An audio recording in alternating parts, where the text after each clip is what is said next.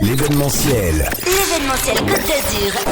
Imaginez une charmante place de village dans un charmant village du Var aux allures d'une Provence paisible. C'est la place Sadi Carnot du village du Toronnet qui accueille depuis 2009 le Festival des Nuits Blanches au Toronnet avec année après année des programmations de haute qualité. Cette édition 2026 accueillera notamment Louisa, Nathalie Rice, la Delio Valdez ou encore Stéphane Echer. Mais ce n'est pas tout. Le festival investit également tout le village en partant du bas de la rue Grande en passant par la cour de l'école qui propose de nombreuses animations et spectacles gratuits.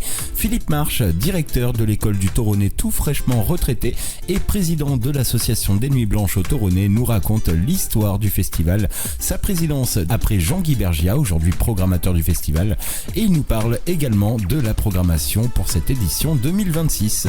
Les Nuits Blanches ont une existence de 28 ans, créée par une bande de copains sur le Canet des Morts et sur le Toronnet depuis 2009. J'ai participé d'abord à la surveillance barrière, c'est le poste un peu obligatoire pour tous ceux qui débutent. Et puis ensuite, j'ai pris quelques responsabilités au catering avec ma femme. Et puis maintenant, je me retrouve président.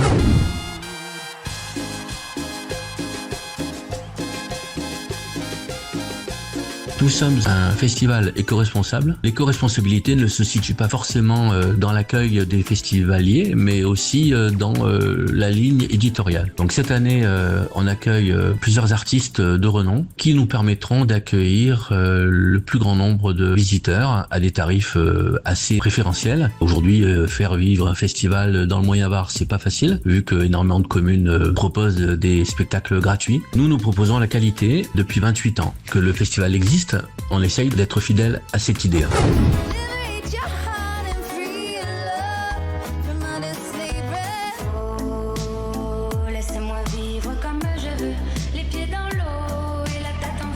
Jeudi, nous accueillons Nathalie Rice et Louisa, donc une soirée reggae très festive avec Louisa, cette franco-brésilienne qui sait mettre de l'ambiance. Nous avons vendredi les deux groupes de Cumbia, un groupe de Marseille, Medusa, qu'on a déjà fait venir avec l'association Tandem, et puis la Delio Valdez, qui est un groupe très célèbre en Argentine.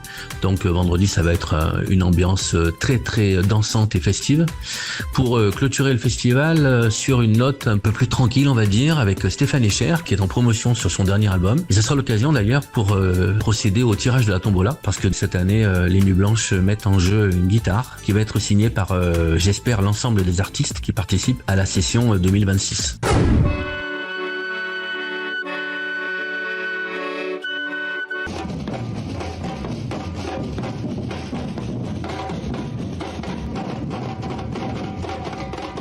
Alors les Nuits Blanches, il y a la place de la mairie, les concerts du soir, mais il y a aussi dans l'après-midi et en début de soirée des groupes qui sont produits dans la rue Grande et dans la cour de l'école à partir de 18h, des spectacles de théâtre, de clown, de jonglerie. Ça dépend de la programmation chaque année, en tout cas des artistes de valeur entièrement gratuits, accessibles à tous, pendant lesquels d'ailleurs les spectateurs pourront admirer une exposition photographique prêtée par Hans Sylvester sur les épouvantails dans le monde. Je dois noter quand même que la municipalité est entièrement derrière nous. Tous les moyens dont elle dispose sont mis à notre disposition, que ce soit les employés municipaux, le matériel, le maire et les adjoints sont tous très fervents de cette manifestation qui est assez exceptionnelle pour un petit village comme le Toronnet.